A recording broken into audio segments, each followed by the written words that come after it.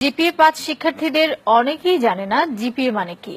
বাংলাদেশ সম্পর্কেও তাদের ধারণা কম। মুখস্থবিদ্যা নির্ভর পড়াশোনা এবং শুধুমাত্র ভালো ফলাফলমুখী শিক্ষা ব্যবস্থার কারণে শিক্ষার্থীদের এই অবস্থা বলে মনে করেন শিক্ষাবিদরা। আনোয়ার হোসেনের রিপোর্ট। মাধ্যমিক পরীক্ষার ফল প্রকাশের দিন এমন উচ্ছ্বাসে মেতে ওঠে শিক্ষার্থীরা। ভালো ফলের সর্বোচ্চ মাপকাঠি জিপিএ-৫ যারা পায় তাদের আনন্দ সীমা ছাড়ায়। প্রশ্ন উঠেছে বছর বছর পাশের হার আর জিপিএ-৫-এর সংখ্যা বাড়লেও শিক্ষার মান বাড়ছে কিনা। এর জবাব খুঁজতে আমরা কথা বলি এবার এসএসসিতে পাশ করা কয়েকজন শিক্ষার্থীর সঙ্গে, যাদের মধ্যে ৬ জন জিপিএ-৫ পেয়েছে। তাদেরকে আমরা কিছু প্রশ্ন করি। জিপিএ এটার পূর্ণাঙ্গ রূপ কি? জানি না, এখন মনে পড়ছে না। GPA grating point. এসএসসি এটার পূর্ণাঙ্গ রূপ কি? এখন আমার মনে পড়তেছে না। Junior school certificate. School secondary certificate. আমি জিপিএ-৫ পেয়েছি, ইংরেজিতে কি হবে? I am GPA 5. I give a GPA 5. I get GPA 5. I will. মোট 13 জনকে প্রশ্নগুলো করা হয়েছিল, কিন্তু কেউই সঠিক জবাব দিতে পারেনি। এসব শিক্ষার্থীর কাছে এরপর করা হয় সাধারণ জ্ঞান এবং বিজ্ঞান বিষয়ে কিছু প্রশ্ন। পাঠ্য বইতে বিভিন্ন সময় পড়লেও খুব কম প্রশ্নেরই সঠিক উত্তর দিতে পারে তারা। শহীদ মিনার কোথায়? সরি যাই না। অপারেশন সার্চলাইট এটা কি? অপারেশন সার্চলাইট যাই না। অপারেশন করার সময় যে লাইটটা জ্বালা ওইটা হয়তো জানি, কিন্তু তার বেশি কিছু জানি না। 25শে মার্চ কাল রাতে পাকিস্তানি হানাদার বাহিনী যে প্ল্যানিং করে আমাদের দেশে হঠাৎ আক্রমণ করে, ওইটাকে অপারেশন সার্চলাইট বলা হয়। শহীদ বুদ্ধিজীবী দিবস কবে? শহীদ বুদ্ধিজীবী দিবস জানি না। 17 আগস্ট। 10 ডিসেম্বর। আন্তর্জাতিক মাতৃভাষা দিবস কবে? জানি না। স্বাধীনতা দিবস কত তারিখে? স্বাধীনতা দিবস 16 ডিসেম্বর। বিজয় দিবস কবে? বিজয় দিবস হচ্ছে 26শে ডিসেম্বর। জাতীয় স্মৃতিসৌধ কোথায়? জাতীয় স্মৃতিসৌধ হচ্ছে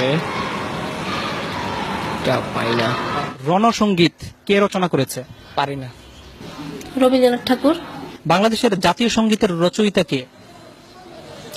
কাজী নজরুল ইসলাম। মাউন্ট এভারেস্ট কোথায়? ইংল্যান্ড। তুমি সায়েন্সে পড়েছ। পিথাগোরাস কে? একজন ঔপন্যাসিক। নিউটন কোন তত্ত্বের জন্য বিখ্যাত? জানি না। আইনস্টাইনের কোন তত্ত্ব কি তোমাদের পড়িয়েছে? আইনস্টাইন না, নিউটনের পড়ছি, কিন্তু আইনস্টাইনের পড়ি নাই। নিউটনের তত্ত্বটা কি, নাম কি? গাছ থেকে মানে আপেল পড়ার যেই তত্ত্বটার নাম কি? নামটা মনে নেই। বাংলাদেশের বর্তমান রাষ্ট্রপতির নাম কি? বাংলাদেশের বর্তমান রাষ্ট্রপতির নাম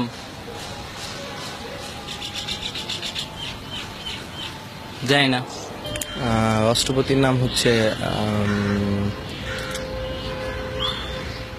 মুক্তিযুদ্ধের সময় বাংলাদেশকে কয়টি সেক্টরে ভাগ করা হয়েছিল? 9টি। নেপালের রাজধানী কোথায়? নেপসুন।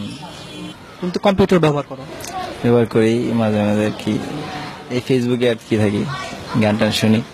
হার্ডওয়্যার এবং সফটওয়্যার এটার মানে বুঝো?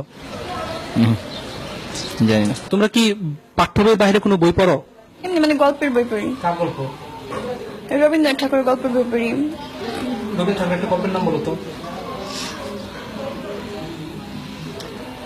শিক্ষাবিদরা বলছেন জিপিএ-৫ পেয়ে ভালো শিক্ষার্থীর তকমা নিলেও জ্ঞান অর্জনের দিক থেকে পিছিয়ে আছে তারা। আমরা দেখি বিশ্ববিদ্যালয়ে ভর্তি পরীক্ষায় জিপিএ-৫ তারা পাস পর্যন্ত করতে পারে না। তার মানে যারা জিপিএ-৫ পেয়েছে তারা যেটা শেখার কথা সেটা শিখে নাই।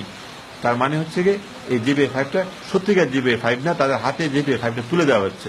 এখন শিক্ষার গুণগত মানটা যদি বাড়ানো না হয়, তাহলে শুধুমাত্র সংখ্যা দিয়ে আসলে কোনো লাভ হবে না। এদিকে শিক্ষার্থীরাই জানালো কেন তারা এসব প্রশ্নের উত্তর দিতে পারছে না। প্রথম কথা হলো আমি সংবাদ বেশি দেখি না, নিউজ পেপার পড়ি না। পাঠ্য বইয়ে যে সিলেবাসটা দেওয়া আছে ওই সিলেবাসের মধ্যেই সবসময় সীমাবদ্ধ থাকো। ওগুলো সায়েন্সের সাবজেক্টগুলো একটু বাইরে পড়ি, কিন্তু বাংলা সমাজ এগুলো নিয়ে আমার বেশি ঘাটতে আর কি, বেশি পড়ি না। তবে শিক্ষাবিদরা মনে করেন দেশের সাহিত্য ইতিহাস সম্পর্কেও জ্ঞান থাকতে হবে শিক্ষার্থীদের। বিজ্ঞান বাণিজ্য মানবিক বিভাগের মধ্যে তো আলাদা করা যাবে না। এটা এই দেশের যদি নাগরিক হিসাবে তারা বড় হয়, তাহলে তো এগুলো জানতে হবে। কোথায় শহীদ মিনার, কেন শহীদ মিনার, কোথায় স্মৃতিস্তম্ভ, কাদের স্মৃতিতে স্তম্ভ, এগুলো তো জানতে হবে। এটা না জেনে কি করে? তারা বলছে তাদের বাংলা সাহিত্যের ব্যাপারে, ইতিহাসের ব্যাপারে আগ্রহ নেই। মানে এটা আসলে তাহলে মানে তারা কি পূর্ণাঙ্গ শিক্ষা পাচ্ছে? না, একেবারেই না, একেবারেই না। শিক্ষা সংশ্লিষ্টরা বলছেন, শিক্ষার্থীরা মুখস্থ বিদ্যা নির্ভর হয়ে যাওয়ায় তাদের এমন দশা। বছরের প্রথম থেকেই যদি তারা কোচিং মুখী হয়ে তারা শুধুমাত্র চ্যাপ্টারগুলি মানে সামারাইজ করে ছোটভাবে ওইভাবে শেখানো হয় নাম্বারের দিকে তাকিয়ে, তাহলে তার জ্ঞান তো বাড়ছে না, মেধাও বাড়ছে না। আমি বলবো যে মেধার অপচয় হচ্ছে। এর প্রভাব পড়েছে চাকরি ক্ষেত্রেও। চাকরিদাতাদের অভিজ্ঞতা বলছে, যেসব শিক্ষার্থী ভালো ফলাফল করেছে তাদের একটি বড় অংশই ইন্টারভিউ বোর্ডে ভালো করছে না।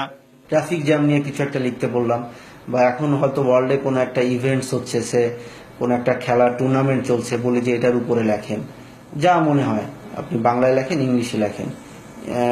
উদ্দেশ্যটা থাকে হচ্ছে তার সেন্টেন্স মেকিংটা দেখা, থিঙ্কিং প্রসেসটা কি এটা জাজ করা, অ্যাটিটিউডটা দেখা।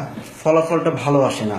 জেনারেল নলেজটা ডেটোরিয়েট করেছে এবং কমিউনিকেশন স্কিলে ডেটোরিয়েট করেছে, বোথ রাইটিং স্কিল এবং ভার্বাল স্কিলটাতে। এমন বাস্তবতায় শিক্ষার্থীদের গুণগত মান নিশ্চিত করতে তারা যেন মুখস্থের পরিবর্তে পাঠ্য বই আগাগোড়া পড়তে এবং পাঠ্য বইয়ের বাইরেও বই পড়তে উৎসাহিত হয়, সে ব্যাপারে অভিভাবক এবং শিক্ষকদের জোরালো ভূমিকা রাখার আহ্বান শিক্ষাবিদদের। আনোয়ার হোসেন, মাছরাঙা সংবাদ, ঢাকা।